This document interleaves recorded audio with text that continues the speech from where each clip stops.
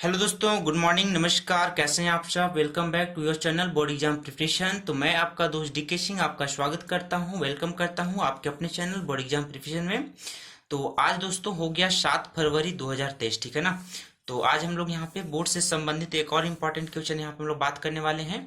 और दोस्तों ये जो आपका मैं वीडियो बना रहा हूँ आपका हिंदी मीडियम मीडियम के लिए क्लास 10 का है, ठीक है ना। ये आपका हिंदी मीडियम के लिए गणित है, मैथमेटिक्स है, जो क्लास 10 के लिए मैं यहाँ पे डिस्कस कर रहा हूँ। और ये जो टॉपिक है दोस्तों, ये हिंदी मीडियम के हर एक स्टूडेंट जो क्लास 10 का हिंदी मीडियम से बोर्ड एग्जाम देने वाले हैं सबके लिए काफी इंपॉर्टेंट होने वाला है ना।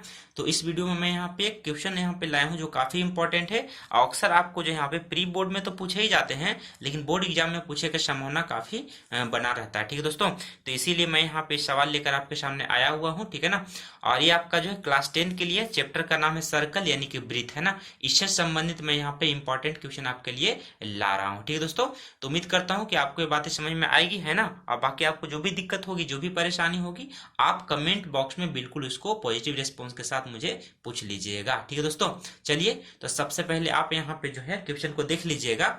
और क्वेश्चन में पढ़ दे रहा हूँ कि सिद्ध कीजिए कि दो सकेंद्रीय वृत्तों में, है ना, दो संकेंद्रीय वृत्तों में बड़े वृत्त की जीवा, जो बड़े वृत्त का जीवा है वो छोटे वृत्त की जीवा को, मतलब छोटे वृत्त को क्या करता है, स्पर्श करता है, ठीक है दोस्तों। छोटे वृत्त की मतलब जो जीवा है उसको क्या करता है, स्पर्श करता है। आपको कुछ इस प्रकार से बना देना है, ठीक है दोस्तों। तो मैं यहाँ पे क्या कर रहा हूँ, यहाँ पे सकेंद्रीय वृत्त यहाँ पे बना दे रहा हूँ, ठीक है दोस्तों। तो मैं यहाँ पे सकेंद्रीय वृत्त यहाँ बना दे रहा हूँ। क्वेश्चन आप ध्यान से यहाँ पे देख लीजिए और साथ ही साथ में यहाँ पे फिगर को जो यहाँ बना के दिखा दे रहा हूँ, है ना। तो इस तरीका से आपका कुछ सकेंद्रीय वृत्त बनने वाला है, ठीक है दोस्तों। ये आपका सकेंद्रीय वृत्त मतलब एक ही केंद्र पे बनने वाला वृत्त। तो मैंने यहाँ पे मिला दिया इस प्रकार से, है ना।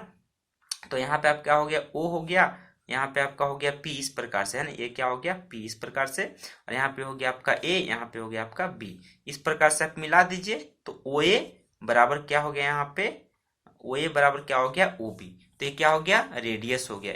ओ बी क्या हो गया, रेडियस हो गया बड़े वाले त्रिभुज का, ठीक है दोस्तों। तो मैं यहाँ पे जो फिगर बना दिया है, यहाँ पे आप देख पा रहे होंगे मैंने कैसे फिगर बनाया हुआ है। दो यहाँ पे सर्कल यानी कि दो वृत्त है, छोटा वाला वृत्त, बड़ा वाला वृत्त, ठीक है ना। तो वो यहाँ पे क्या है, केंद्र है ना। वो क्या है, यहाँ पे केंद्र है। और जो ए से लेकर बी तक है वो क्या है, जीवा है, ठीक है ना। किसके लिए जीवा है, बड़े वाले वृत्त के लिए। जबकि छोटे वाले वृत्त के लिए वो क्या है आपका, वो आपका छोटे वाले वृत्त के लिए क्या है, स्पर्श है, ठीक है ना। क्या है, स्पर्श रेखा है, ठीक है। तो आपका दिया हुआ क्या है कि ओ केंद्र वाले सकेंद्रीय वृत्त, है ना। सकेंद्रीय वृत्त मतलब सेम ही केंद्र है दोनों के लिए। दोनों के लिए केंद्र क्या है, ओ है।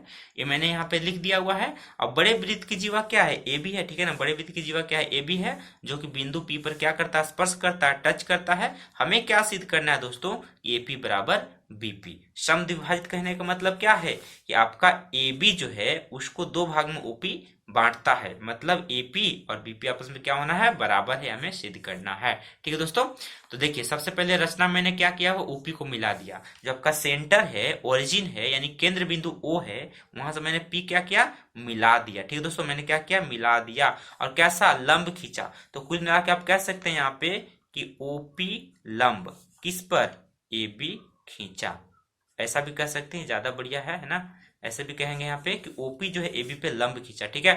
तो लंब जैसे मैंने खींचा है तो यहाँ पे क्या हो गया, 90 डिग्री हो गया, है ना। और अब मैंने क्या किया कि ओपी वृत्त की त्रिज्या एवं बिंदु पी पर एबी छोटे वृत्त की स्पर्श रेखा है। तो ये क्या आपके पास, ओपी जो है आपके पास, देखिएगा ध्यान से, ओपी आपका क्या है, छोटे वृत्त की त्रिज्या है ना, वृत्त की त्रिज्या है। ये छोटा वाला जो वृत्त है उसका त्रिज्या हो गया ओपी, है ना। एवं बिंदु पी पर ए बी, बिंदु पी पर जो ए बी है वो क्या है, बिंदु पी पर जो ए बी है, ए बी वो स्पर्श रेखा है किसके लिए, छोटे वृत्त का।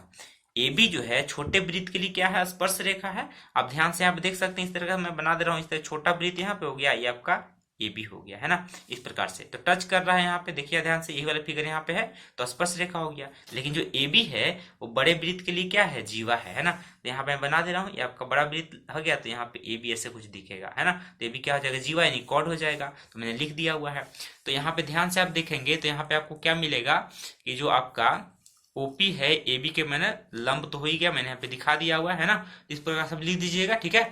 और इसके आगे आप यहाँ पे बढ़ेंगे तो अब हम लोग यहाँ पे क्या करने वाले हैं, मैं थोड़ा सा दूसरा तरीका से बनाने की कोशिश कर रहा था लेकिन थोड़ा सा लंबा हो जाता है ना। तो मैंने भी यहाँ पे क्या किया, यहाँ पे जो है सर्वांग क्षमता नियम से बनाने का कोशिश किया हुआ है, ठीक है दोस्तों। तो यहाँ पे देख लीजिए आप ध्यान से, है ना। तो सबसे पहले मैंने यहाँ पे क्या लिखा, ये इस भाग को जो आप इग्नोर कर दीजिए, आपका नहीं है। सबसे पहले आप यहाँ पे देख लीजिए कि त्रिभुज OAP बराबर OBP, फिगर को देखेंगे आप तो आपको आसानी समझ में आ जाएगा, ठीक है ना। OAP और OBP में क्या है, OA बराबर OB, बड़े वृत्त की त्रिज्या है ना, OA और OB बराबर होगा क्योंकि बड़े वाला वृत्त है उसका त्रिज्या है ना, त्रिज्या बराबर होता है आपस में, है ना, सेमी सर्कल का, सेमी वृत्त का, ठीक है। और OP बराबर OP क्या हो गया, उभयनिष्ठ हो गया, यानी कि कॉमन हो गया, ठीक है दोस्तों। उसके बाद OPA और एंगल OPB क्या है, 90 डिग्री। इसको 90 डिग्री को आप राइट एंगल भी कह सकते हैं या फिर इसको समकोण भी कह सकते हैं, ठीक है दोस्तों। तो आपको ये बातें समझ में आ गई यहाँ तक, है ना। तो यहाँ पे क्या दिख रहा है दोस्तों कि एक त्रिभुज के लिए क्या हो गया, एक आपका हाइपोटेन्यूज हो गया, कर्ण हो गया, एक आपका 90 डिग्री हो गया, आपका भुजा हो गया। तो जब एक राइट एंगल रहता है, जब एक हाइपोटेन्यूज रहता है, जब एक साइड रहता है, राइट एंगल मतलब क्या, समकोण, है ना, एक हाइपोटेन्यूज यानी कर्ण और एक साइड यानी कि भुजा। जब ऐसा होता है तो त्रिभुज क्या होता है, इस नियम से यानी कि RHS सर्वांगसमता नियम से क्या होता है, सर्वांगसम होता है। तो हम लोग कह सकते हैं फिगर देखकर, फिगर आपको वहां पे मैंने दिखा दिया है, ठीक है ना। तो OAP है ना, OAP और OBP दोनों त्रिभुज क्या होगा दोस्तों, सर्वांगसम होगा, कॉन्ग्रुएंट होगा, ठीक है दोस्तों। तो मैंने आपको बता दिया, उम्मीद है कि आप सीख गए होंगे, ठीक है।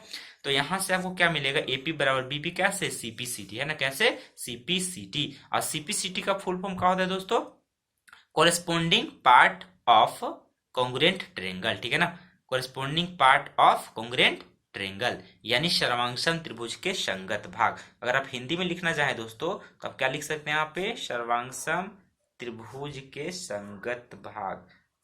संगत भाग कैसे होते हैं, बराबर होते हैं। हम लोगों ने इसे 9th क्लास में सीखा हुआ है, ठीक है दोस्तों। इसको हम लोगों ने कहाँ सीखा हुआ है, 9th क्लास में। तो मैंने यहाँ पे लिख दिया हुआ है, ध्यान से देख लीजिए, मोबाइल स्क्रीन में ढक गया था। अब ध्यान से देख लीजिए यहाँ पे कि सर्वांगसम त्रिभुज के संगत भाग कैसे होते हैं, बराबर होते हैं, ठीक है दोस्तों।